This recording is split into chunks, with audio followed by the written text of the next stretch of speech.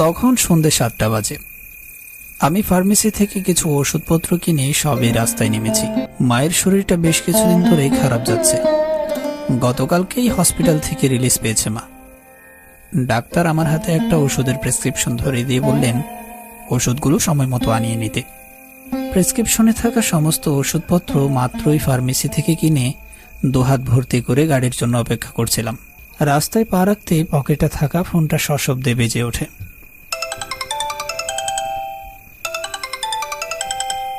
আমার দুহাত ভর্তি ওষুধ। ফোনটা বের করার আগেই নিশ্চুপ হয়ে গেল। ফের কর্কশ শব্দে ফোনটা বেজে ওঠে। এক প্রকার অনিচ্ছা সত্ত্বেও আমি পকেট থেকে ফোনটা বের করলাম। স্ক্রিনে ভেসে উঠল অফিসের বসের নাম্বার। আমি তড়িঘড়ি করে কলটা রিসিভ করতেই ফোনের ওপাশ থেকে স্যার বললেন, কি হলো সুজয়, কতবার কল করছি, তুমি কল ধরছো না কেন? স্যার আমি ব্যস্ত ছিলাম, তাই আপনার কলটা রিসিভ করতে পারিনি। রাখো তোমার ব্যস্ততা তোমার কাছে, অফিস তোমার ব্যস্ততার কথা শুনবে নাকি? তোমাকে বলা হয়েছিল 5 দিনের ছুটি কাটাতে, তুমি 5 দিনের জায়গায় 7 দিন ছুটি কাটিয়েছো। মগের মুলুক পেয়েছো নাকি? দুঃখিত স্যার, আমি আসতে চেয়েছিলাম, কিন্তু আপনি তো জানেন আমার মায়ের শরীরটা খারাপ। মা এই টানা 7 দিন হসপিটালেই ছিল। গতকালই রিলিজ পেয়েছে। তাকে একা রেখে তো আর যেতে পারি না। তোমার মায়ের কোথায় কি অফিস চলবে? তোমাকে বলেছিলাম না তোমাকে বদলি করা হবে? তোমার 5 দিনের ছুটি কাটিয়ে চলে আসা উচিত ছিল। জি স্যার, আমি বুঝতে পারছি আমার আসাটা উচিত ছিল। আসুনি তাতে তোমার সমস্যা, আমার কোনো সমস্যা নেই। তোমাকে শ্যামনগর বদলি করা হয়েছে। শ্যামনগর? সেটা আবার কোথায় স্যার? আমি বলে দেবো নাকি কোথায়? গুগল করে দেখে নাও। ঠিক আছে স্যার, আমি দেখে নিচ্ছি। আর তোমাকে ওখানেই যেতে হবে, কালকে সকালেই তোমার জয়েনিং। এখন কিভাবে যাব স্যার?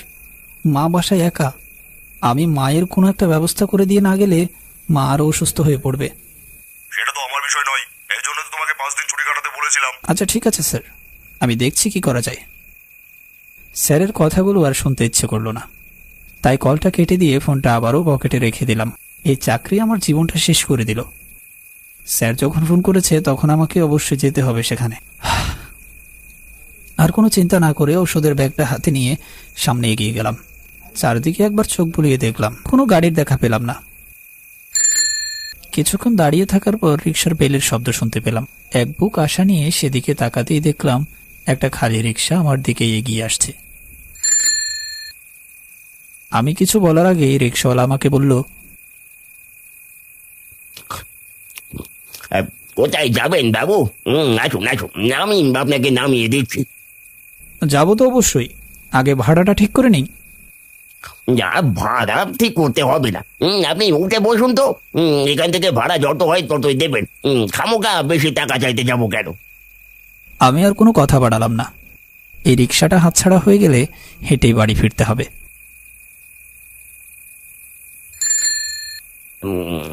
বুঝলেন বাবু, বর্তমান শহরগুলো একদম ভালো নেই, তার থেকে বরং গ্রামই ভালো। রিকশাওয়ালা অনবরত পান চিবিয়ে যাচ্ছে আর বক বক করছে।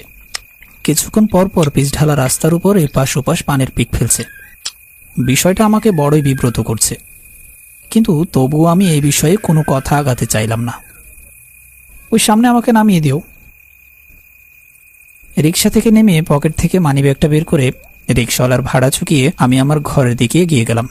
রাস্তা থেকে আমার ঘরের দূরত্ব প্রায় 3 মিনিট মতো। একটা সরু গলি দিয়ে ঢুকতে হয়, সেখানে অবশ্য কোনো রিকশা ঢুকতে পারে না। সরু গলি পেরিয়ে আমি আমার রুমে প্রবেশ করলাম। ঘড়িটার দিকে চোখ বোলাতেই দেখলাম রাত 8টা বাজে। এই রাতেই আবার আমাকে শ্যামনগর যেতে হবে। আদৌ কোনো গাড়ি টাড়ি পাবো কিনা তা জানি না। মাথা থেকে সব চিন্তা ঝেড়ে ফেলে ব্যাগপত্রগুলো গুছিয়ে নিচ্ছিলাম। এবার যেখানে বদলি করা হয়েছে মনে হয় না সেখান থেকে 2-1 মাসের আগে আর বাড়ি ফিরতে পারবো। আপাতত মাকে এখানে রেখে যেতে হবে। শ্যামনগরে গিয়ে নিজের একটা ব্যবস্থা করে তারপর এসে মাকে নিয়ে যেতে হবে। মাঝে মধ্যে মন চায় চাকরিটা ছেড়ে দেই, নেহাত পকেটের দায়ে চাকরিটা করতে হচ্ছে। আমি আমার বাড়ির কাজের মেয়ে কমলাকে ডাকলাম। কমলা, কমলা, কিরে কমলা, কোথায় গেলি রে? এই তো দাদা বাবু, বলুন বলুন। সিরিয়াল দেখাটা একটু কমা বুঝলি, মায়ের দিকে একটু খেয়াল দে। আমার বদলি হয়েছে শ্যামনগরে, আমাকে এক্ষুনি আবার সেখানের জন্য বেরোতে হবে। কি বলছেন? এত রাতে বের হবেন? কাল সকালে গেলে হতো না? না রে, আমার এখনই বেরোতে হবে। অফিস থেকে ফোন এসেছিল, কাল সকালে জয়েন করতে হবে। বাড়ি আসবেন কবে? তা ঠিক বলতে পারছি না, মনে হয় না 2-1 মাসের আগে ফিরতে পারবো বলে। এটা কি বললেন আপনি?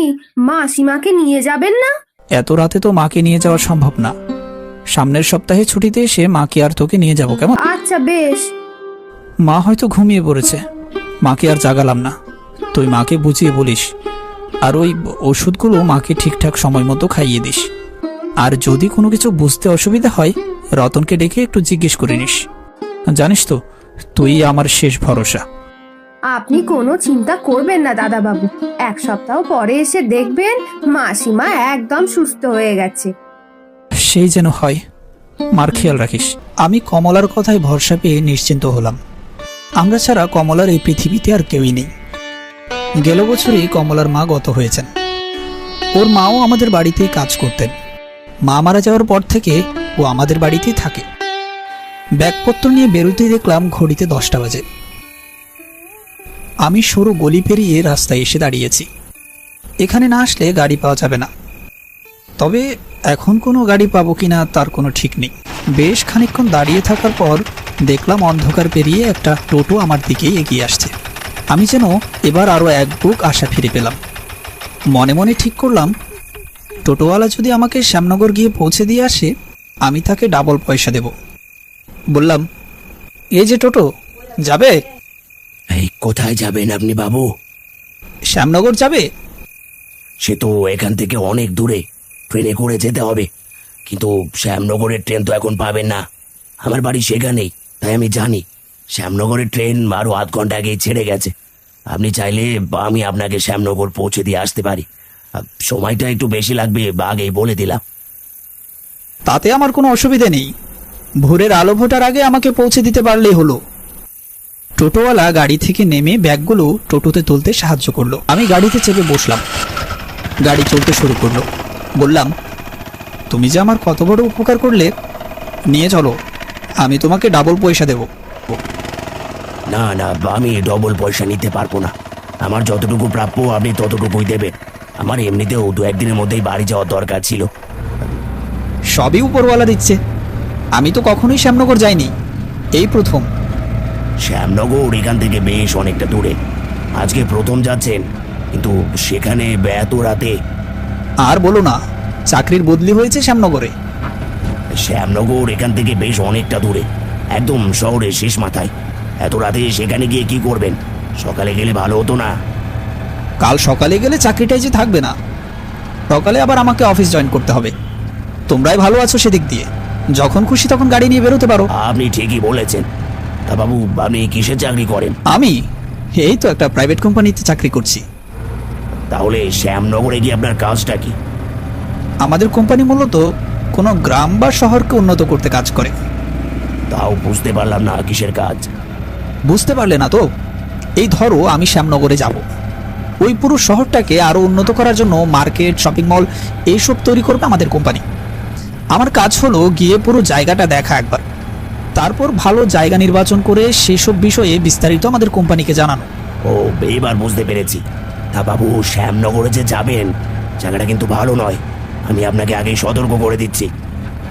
কেন শ্যামনগর ভালো নয় কেন? ওটা তো একটা শহর, তাই না? শহর হলেও একটা মৃত শহর। সেখানে তেমন কেউ থাকে না। মৃত শহর? এর পেছনে কারণ কি বলতে পারো? কারণ আমার তেমন জানা নেই, তবে লোকমুখে শোনা যায় শ্যামনগরে বিশাল একটা শ্মশান ঘাট আছে। সেটা নিয়েই নাকি যত কাহিনী। শ্মশান ঘাট? সেটা নিয়ে আবার কি কাহিনী? আপনি গেলে স্থানীয় মানুষের কাছে অবশ্যই শুনতে পাবেন। কথাটা শুনে আমি খানিকক্ষণ চুপ করে রইলাম। অফিসের স্যার আমাকে 2 দিন বেশি ছুটি কাটানোর জন্য আবার ফাঁসি দিল না তো? তবে অত চিন্তা নেই, সবার আগে নিজের প্রাণ বাঁচাবেন। চাকরি গেলে যাক, চাকরি একটা গেলে আর একটা পাবেন। তা অবশ্য তুমি ঠিকই বলেছ। যদি প্রাণী না থাকলো তাহলে চাকরি দিয়ে আর কি করব বলো? কথায় কথায় কখন যে শ্যামনগরে পৌঁছে গেলাম ঠিক বুঝতে পারলাম না। শ্যামনগরের কোথায় যেতে হবে সেটা অবশ্য স্যার আমাকে মেসেজ করে পাঠিয়ে দিবে বলেছিল। আমি মেসেজ ওপেন করে দেখলাম ঠিকানা দেয়া আছে শ্যামনগর মহাশ্মশানের পাশে একটি জমিদার বাড়িতে। তাহলে এটাই কি সেই শ্মশান যার কথা একটু আগে টোটোওয়ালা আমাকে বলছিল? বুকের ভেতরটা কেমন যেন ধক করে উঠল। কি করব বুঝতে পারছিলাম না। তা মামা কোথায় নামবেন আপনি? মহাশ্মশানের পাশে যে জমিদার বাড়ি আছে সেখানে নামিয়ে দিলেই হবে। হায় হায়, আপনি তো সেই শ্মশানের কাছে চলে এলেন। কি আর করব বলো, দু একদিন থাকি, তারপর না হয় কিছু একটা সিদ্ধান্ত নেওয়া যাবে। কোম্পানি থেকে আপনাকে অন্য জায়গায় থাকতে দিল না কেন?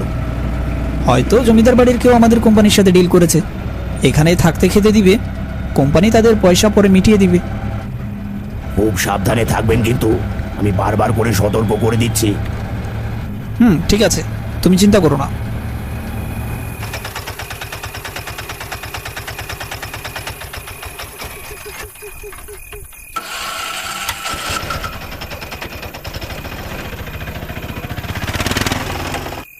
টোটোওয়ালা আমাকে শ্মশানের সামনে নামিয়ে দিয়ে চলে গেল। দেখে বোঝা যাচ্ছে জমিদার বাড়িটা বেশ পুরনো। চারিদিকে অন্ধকারের জন্য তেমন কিছুই বোঝা যাচ্ছে না। দেখে মনে হচ্ছে এখানে কেউ বসবাস করে না। তাহলে কি এই বাড়িতে আমাকে একা একাই থাকতে হবে? একটু সামনে এগিয়ে গিয়ে বললাম, ভেতরে কেউ আছেন? কেউ আছেন বাড়িতে? শুনছেন? কেউ কি আছেন এই বাড়িতে? বেশ কয়েকবার ডাকার পরও কারো কোনো সাড়া শব্দ পেলাম না। জমিদার বাড়ির ভেতরে কিছু দূর পর পর এক একটা করে লণ্ঠন জ্বলছে। আমার খেয়াল হলো বাড়িতে কেউ আছে। আমার ভাবনায় ঠিক হলো। কিছুক্ষণ পরে এক বৃদ্ধ আমার দিকে এগিয়ে এলো। তার পরনে কালো রঙের একটা চাদর। বয়সের ভারে একদম নুয়ে গেছে মানুষটা। বললেন, কে তুমি বাবা? এত রাতে বাড়িতে কোনো দরকার? আসলে আমাকে অফিস থেকে এই বাড়িতে আসতে বলা হয়েছে, সুজিত স্যার পাঠিয়েছেন। ও, তাহলে তোমারই আসার কথা ছিল। আসো আসো, তোমাকে তোমার থাকার ঘরটা দেখিয়ে দিচ্ছি। আমি বৃদ্ধের পিছু পিছু চললাম। দোতলার একটা কামরায় তিনি আমাকে নিয়ে গেলেন। বললেন, কোনো কিছুর কোনো প্রয়োজন হলে আমায় ডেকো, কেমন? জি অবশ্যই, তবে এখন কোনো কিছুর প্রয়োজন হবে বলে মনে হচ্ছে না। যদি প্রয়োজন হয় সকালের দিকে হতে পারে। ঠিক আছে, আমি এই দোতলার একদম শেষের ঘরেই আছি। আচ্ছা ঠিক আছে। বৃদ্ধ নিজের ঘরে চলে গেলেন। পুরো কামরায় একটা অতি সাধারণ খাট, তার পাশে রাখা রয়েছে একটি কাঠের টেবিল। আর তেমন কোনো জিনিসপত্র নেই এই ঘরে। আমি আমার ব্যাগপত্রগুলো রেখে বিছানায় গিয়ে বসলাম। টেবিলের এক কোণায় দেখলাম জল রাখা রয়েছে।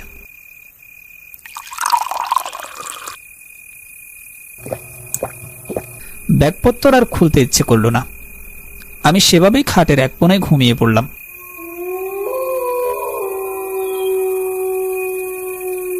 রাত ৩টের সময় কোনো এক কারণে আমার ঘুম ভেঙে যায়। ঘুম ভাঙতেই প্রচণ্ড জল পিপাসা পাই। বিছানা থেকে ক্লান্ত শরীরটাকে টেনে টেবিলের কাছে নিয়ে গেলাম। দেখলাম জলের পাত্রে কোনো জল নেই, অথচ স্পষ্ট আমার মনে আছে ৩টার দিকেই আমি জল ভর্তি দেখেছিলাম। তাহলে কেউ কি এসেছিল আমার কামরায়? দরজা তো ভেতর থেকেই বন্ধ ছিল। কিছুই বুঝতে পারলাম না। কোনো কিছু না ভেবে আমি জলের পাত্র হাতে নিয়ে দরজা খুলে বাইরে বেরিয়ে গেলাম। যখন এখানে এসেছিলাম তখন খেয়াল হয়েছিল নিচে রান্নাঘর। রান্নাঘরে অবশ্য জল থাকার কথা। আমি গুটি গুটি পায়ে রান্নাঘরের দিকে এগিয়ে গেলাম। নিচে নামতেই হুট করে এক মহিলা মাথায় ঘুমটা দিয়ে আমার সামনে এসে হাজির হলো। তার বেশভূষা দেখে মনে হলো সে কোনো সাধারণ মহিলা নয়, হয়তো এই জমিদার বাড়ির বিশেষ কেউ। তার সমস্ত শরীর স্বর্ণালঙ্কার দিয়ে ভর্তি। আমি বেশ অবাক হলাম। যখন এসেছিলাম তখন এই বাড়িতে আমি কাউকে দেখতে পাইনি। আর তাছাড়া আমি নিচে নামার সময় এখানে কেউ ছিল বলে আমার মনে হয় না। মহিলা যেন হুট করে আমার সামনে এসে উদয় হয়েছে। আমি বললাম, আপনি আপনি কে? তোমার জল তেষ্টা পেয়েছে বুঝি? এই নাও। মহিলার হাতে থাকা জলের গ্লাস আমার দিকে এগিয়ে দিল। আমি ভয়ে দ্বিধাদ্বন্দ্বে ভুগতে থাকলাম। মহিলার হাত থেকে কি জলের গ্লাস নেওয়াটা ঠিক হবে? কি হলো, নাও। মহিলার কথার কোনো জবাব আমি দিতে পারলাম না। তার হাত থেকে জলের গ্লাস নিয়ে পুরো জলটা এক নিঃশ্বাসে শেষ করে ফেললাম। উনি বললেন, যাও এবার গিয়ে ঘুমিয়ে পড়ো। আমি মহিলার কথায় সম্মতি জানিয়ে ঘরে চলে এলাম। এতক্ষণে আমার হুঁশ ফিরল। মহিলা কি কোনোভাবে আমাকে কিছু সময়ের জন্য সম্মোহিত করে রেখেছিল? আমার মাথায় কিছুই ঢুকছে না। দু চোখ ভেঙে প্রচন্ড ঘুম পাচ্ছে আমার। আমি বিছানায় মাথা দিতে ঘুমের রাজ্যে তলিয়ে গেলাম। আমার যখন ঘুম ভাঙে তখন বাইরে হালকা অন্ধকার।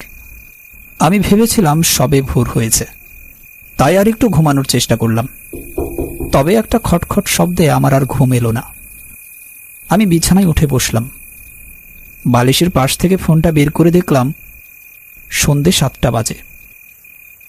আমি আশ্চর্য হয়ে কিছুক্ষণ তাকিয়ে রইলাম সেদিকে। আমি আবারও মোবাইলের দিকে একবার তাকালাম। সন্ধে 7টাই বাজে। তার মানে আমি কাল রাতের ঘুমে সারাদিন পার করে দিয়েছি। বিষয়টা আমার কাছে বেশ অদ্ভুত লাগছে। আমি এতটা সময় ধরে কখনোই ঘুমাইনি। হুট করে কি এমন হলো আমার?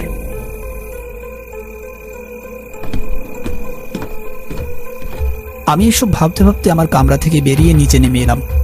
রান্নাঘরের দিকে চোখ যেতেই আমার ভেতরটা যেন কেঁপে উঠল। রান্নাঘরে একজন জনমানবেরও দেখা নেই, তবে নিজে নিজেই রান্না হচ্ছে। দক্ষিণের জানালা থেকে একটা খটখট শব্দ শোনা যাচ্ছে। আমি জানালার দিকে তাকালাম। জানালাটি ভেতর থেকে বন্ধ ছিল। আমি ধীর পায়ে উঠে সেদিকে এগিয়ে গেলাম। খটখট শব্দটা আরো তীব্র থেকে তীব্রতর হচ্ছে। জানালার ওপাশে কে বা কি আছে তার সম্পর্কে আমার কোনোই ধারণা নেই। জানালাটা খোলা ঠিক হবে কিনা তাও জানি না, তবে খটখট শব্দটা যেন আরো জোরালো হচ্ছে। তাই আর কোনো কিছু না ভেবে আমি জানালাটি খুললাম। জানালাটা খুলতেই একটা দমকা হাওয়া আমার মাথার উপর দিয়ে বয়ে গেল। আমার চোখ গেল জানালা দিয়ে সোজা শ্মশানের দিকে। শ্মশানে একটা চিতা জ্বলছে। চিতার আগুনে দেখতে পেলাম সামনে দাঁড়িয়ে আছে এক বৃদ্ধ লোক। বৃদ্ধকে চিনতে আমার অসুবিধে হলো না। ইনি জমিদার বাড়ির সেই বৃদ্ধ লোকটি। এই সন্ধেবেলা কার লাশ পোড়ানো হচ্ছে সেটা ঠিক বুঝতে পারলাম না। লাশের আশেপাশে বৃদ্ধ লোকটি ছাড়া আর কোনো মানুষ নেই। আমার মনে একটা খটকা লাগলো, তবুও কিছুক্ষণ তাকিয়ে রইলাম আমি। কিছুক্ষণ পরেই একটা অদ্ভুত ঘটনা ঘটল। বৃদ্ধ লোকটা নিজে থেকে হেঁটে চিতায় উঠে আগুনের মধ্যে শুয়ে পড়ল। আমি বাকরুদ্ধ হয়ে গেলাম। আমি তাড়াহুড়ো করে এক দৌড়ে দোতলা থেকে নিচে নেমে এলাম। প্রচন্ড ভয় নিয়ে আমি অন্ধকার চিরে শ্মশানের দিকে দৌড়তে লাগলাম। শ্মশানের ভেতরে ঢুকে দেখলাম কোনো চিতা জ্বলছে না। আমি এবার আরো বেশি ভয় পেয়ে গেলাম। এবার যেন একটা শব্দও আমার গলা দিয়ে বের হলো না। মনে মনে ভাবলাম, একটু আগে আমি যা দেখেছি তা কি স্বপ্ন ছিল? না না, স্বপ্ন কিভাবে হয়? আমি কিছুই বুঝতে পারলাম না। এদিক ওদিক তাকিয়ে একটা কাকপক্ষীকেও দেখতে পেলাম না সেখানে। নিজের ঘরের দিকে এগিয়ে গেলাম। আমি পেছন ফিরতেই হঠাৎ করে যেন একটা চিতা জ্বলে উঠল। সেই জ্বলন্ত চিতা, যার ভেতরে একটু আগেই ঝাঁপ দিয়েছিলেন সেই বৃদ্ধ লোকটি। আমার শরীর যেন অবশ হয়ে গেল। এসব আমার সাথে কি হচ্ছে? একটু আগেই আমি আমার মনকে মিথ্যা সান্ত্বনা দিলাম যে এটা হয়তো আমার ভ্রম ছিল, তবে এখন তো আমার চোখের সামনে সবকিছু ঘটছে। আমি আর কোনো কিছু না ভেবে ওই বৃদ্ধ লোককে ডাকতে থাকলাম। এই যে, কোথায় আপনি? আপনি শুনছেন আমার কথা? এবার আমার ডাক যেন বৃদ্ধের কানে পৌঁছে গেল। সে জ্বলন্ত চিতার উপরেই শোয়া থেকে উঠে বসলো। তার সমস্ত শরীরে দাউ দাউ করে আগুন জ্বলছে। ঘাড় ঘুরিয়ে আমার দিকে তাকায় সে, বলল, কি হয়েছে বাজা? তোমার কোনো কিছুর প্রয়োজন? আপনি এসব কি করছেন? আর এই অবস্থায় আপনি আগুন? আমি কিছুই বুঝতে পারছি না। ভয় পেলে নাকি? এটা তো তেমন কিছুই নয়। মৃত মানুষ সেটাই ঝাঁপ দিতেই পারে। মৃত মানুষ? কি বলছেন এসব আপনি? তা নয় তো কি? তোমার বিশ্বাস হচ্ছে না বুঝি? দাঁড়াও তোমাকে দেখাচ্ছি। বৃদ্ধ লোকটি চিতা থেকে নেমে আগুন সহকারে বাইরে এসে দাঁড়ালো। তার মাথার খুলিটা খুলে তিনি এক হাতে নিলেন। আমার যেন ভেতরটা মোচড় দিয়ে উঠল। কোনো মতেই গলার স্বর বের করতে পারলাম না। আমার বড্ড ভয় করছে। আপনি কে?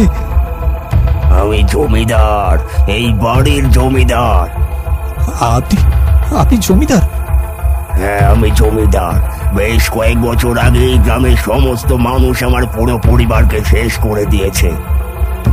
শেষ করে দিয়েছে? কিন্তু কিভাবে? এই গ্রামের বাসিন্দারা সব সময় চাইতো এখানে বড় বড় ফ্যাক্টরি হোক, যাতায়াত সুবিধা বাড়ুক, বাজার, শপিং মল, সিনেমা হল, আরো যা যা দরকার। কিন্তু এতে আমার ঘোর আপত্তি ছিল। আমি কখনোই চাইতাম না এই গ্রামের নদী খাল ভরাট করে জঙ্গলের গাছ কেটে সব ফ্যাক্টরি তৈরি করা হোক। আমি সবাইকে বোঝানোর চেষ্টা করলাম, কিন্তু কেউই আমার কথা বুঝতে চাইলো না। তারপর? তারপর আর কি, এই গ্রামের কিছু লোক এক রাতে আমার পুরো পরিবারকে শেষ করে দিল। আমি সারা জীবন এই গ্রামের মানুষদের আগলে রেখেছিলাম, আর আমার শেষ বয়সে তারাই কিনা আমার সাথে। আপনাদের কিভাবে মারলো? আমার সামনে আমার পুরো পরিবারকেই মহাশ্মশানের চিতায় জ্যান্ত পুড়িয়ে মারল। আমি আর সহ্য করতে পারলাম না। আমি আমার স্ত্রীর চিতায় জ্যান্ত সাপ দিলাম। আমার স্ত্রীর সাথে সহমরণে চলে গেলাম। আমি আমার স্ত্রীকে কথা দিয়েছিলাম সব সময় তাকে আগলে রাখবো। তাহলে আপনি এখন ঘুরে বেড়াচ্ছেন কেন? প্রতিশোধ নিতে আমি আবার ফিরে এসেছি। এই গ্রামকে শহর করে তুললেও শহরের মতো শহর গড়ে তুলতে পারলো না। আপনাকে মারলো গ্রামের মানুষ, আপনি কার উপর প্রতিশোধ নিলেন? এই গ্রামের মানুষদের ওপরে আমি প্রতিশোধ নিয়েছি।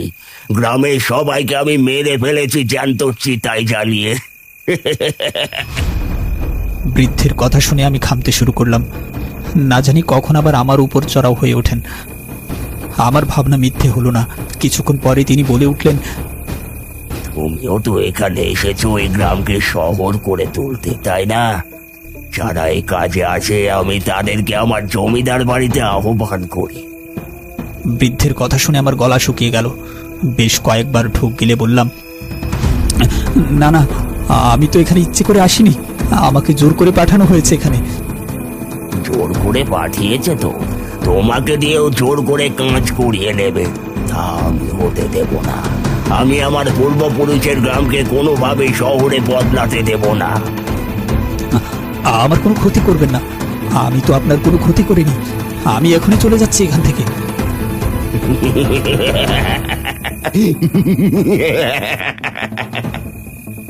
বৃদ্ধের ভাবগতি আমার মোটেও সুবিধের লাগছে না। সে অনবরত হাসতে লাগলো। তার প্রতিটি হাসিতে খুলের মুখ থেকে আগুনের লেলিহান শিখা বেরোচ্ছে অনবরত। আমি এক পা দুপা করে পিছু ফুটতে লাগলাম। বৃদ্ধ আমার ভাবগতি বুঝতে পারলো। সে তার হাত বাড়াতে আরম্ভ করলো আমার দিকে। তার হাত একটু একটু করে লম্বা হতে লাগলো। তার সমস্ত শরীরে জ্বলছে আগুন। মনে হচ্ছে শ্মশানের চারপাশ থেকে বেশ কয়েকজন মানুষ শরীরে আগুন নিয়ে আমার দিকে এগিয়ে আসছে। তাদের মুখ থেকে বের হচ্ছে আগুনের লেলিহান শিখা এবং অজস্র আর্তনাদ। শ্মশানের চারপাশে ঘুটঘুটে অন্ধকার। শুধুমাত্র শ্মশানের ভেতরে মৃতদের শরীর থেকে বের হওয়া আগুনের আলো ছাড়া আর কোনো আলো সেখানে নেই। আমি দিক বিদিক শূন্য হয়ে দৌড়তে লাগলাম। কোথায় কোন দিকে দৌড়চ্ছি কিছুই বুঝতে পারলাম না। আমার ব্যাগপত্র সবকিছু আমি জমিদার বাড়িতে ফেলে এসেছি। তবে এই মুহূর্তে সেসবের চেয়ে আমার প্রাণ বাঁচানোটা বেশি জরুরি। যদি একবার বেঁচে ফিরি তাহলে আর কখনোই শ্যামনগরে ফিরে আসবো না। আমার পেছনে পেছনে দৌড়চ্ছে অসংখ্য আগুনে পোড়া ব্যক্তি। আমি আর এক মুহূর্তও পেছনে না তাকিয়ে শুধু সামনেই দৌড়তে লাগলাম। দৌড়তে দৌড়তে মেইন রোডে উঠে পড়লাম।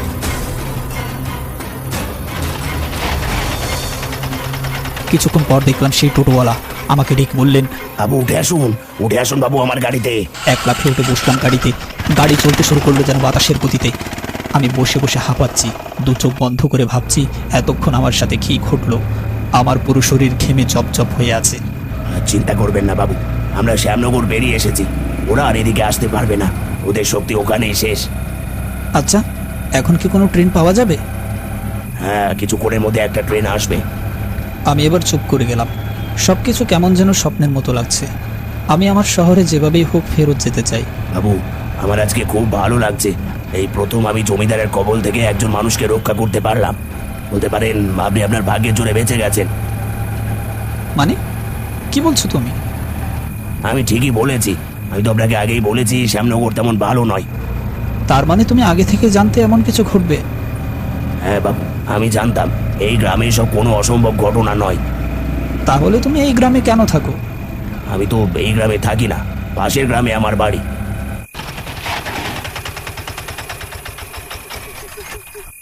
আমরা স্টেশন চলে এসেছি বাবু, সাবধানে যাবেন।